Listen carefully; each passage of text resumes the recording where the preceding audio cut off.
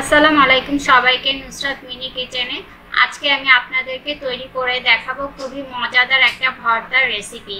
প্রথমে আমি চুলায় একটি হাঁড়ি দিয়ে এখানে কিছু চুনা শুটকি আর চাপা শুটকি আমি ভালোভাবে ভেজে নিচ্ছি।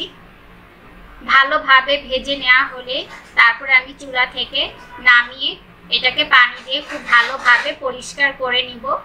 তারপর আরেকটা হাঁড়ি চুলায় বসিয়ে দিয়ে দিচ্ছি আমি এখানে পরিমাণ মতো সরিষার তেল আর দিয়ে দিচ্ছি 4টা শুকনা মরিচ। মরিচটাকে আমি একটু হালকা করে ভেজে নিব। তারপরে দিয়ে দিব আমি 1 কাপ পেঁয়াজ কুচি, হাফ কাপ রসুন কুচি আর 4টা কাঁচামরিচ। এগুলিকে একটু ভালোভাবে ভেজে তারপরে শুটকি মাছ দিয়ে দিচ্ছি। তারপরে দিয়ে দিচ্ছি আমি এখানে কেটে ধুয়ে পরিষ্কার করে রাখা লাউ শাকের পাতা। তারপরে দিয়ে দিচ্ছি কিছু পাতলা করে কেটে ধুয়ে পরিষ্কার করে আলু। তারপরে দিয়ে দিচ্ছি পরিমাণ মতো লবণ। এখন এগুলিকে সবকিছু একত্রে ভালোভাবে মিশিয়ে আমি একটু ভেজে নিব।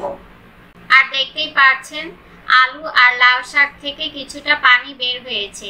এটাতেই শাক আর আলু সবকিছু ভালোভাবে সেদ্ধ হয়ে যাবে। এখন আমি একটা ঢাকনা দিয়ে ঢেকে দিব। এতে করে পানিটা শুকিয়ে যাবে আর শাক আলুটা ভালোভাবে সেদ্ধ হয়ে যাবে। আর অফ ক্যামেরায় আমি একবার ঢাকনাটা তুলে নেড়ে চেড়ে দিয়েছিলাম। এখন আবারও ঢাকনাটা আমি তুলে নিচ্ছি আর দেখতেই পাচ্ছেন সম্পূর্ণভাবে সেদ্ধ হয়ে গিয়েছে আর ভাজা ভাজাও হয়ে গিয়েছে। আর আমি আবারও 1 মিনিটের মতো এটাকে ভালোভাবে ভেজে নিব। খুব ভালোভাবে এটাকে নেড়ে চেড়ে ভেজে নিতে হবে। আর আমার এটা সম্পূর্ণভাবে ভাজা হয়ে গিয়েছে। এখন আমি চুলা থেকে নামিয়ে সম্পূর্ণভাবে ঠান্ডা করে ব্লেন্ডার করে নিব। আপনারা চাইলে পাটায়ও পিষে নিতে পারেন। আশা করি আমার আজকের এই শুটকি লাউ শাকের ভর্তাটা আপনাদের ভালো লেগেছে। যদি ভালো লেগে থাকে একটি লাইক দিয়ে সাবস্ক্রাইব করে পাশে থাকার অনুরোধ রইল।